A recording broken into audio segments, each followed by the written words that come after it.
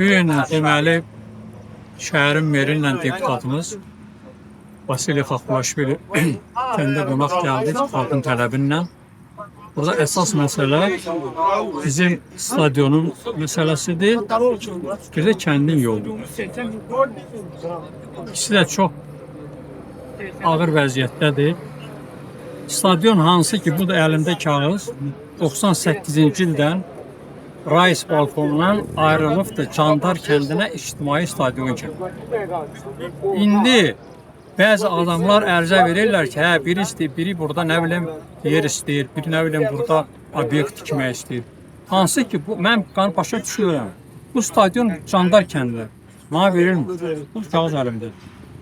Proyekt əlimdə. Bunu nəyə görə bu dərəcə çatdırıbdır? Niyə? Buranın qiyməti yaxşı qalxıbdır. Bəzi adamlar var, hansılar ki, bunu mənimsəmək istəyir. Buranın qiyməti bu gün ən azı 300.000 olur. Bax, məsələ budur. Bu bir. İkinci, yol. Yolun da söz verirlər. Mer də, başqa da söz verir ki, düzəldəcək. İndi sağlı olsun, görürük da.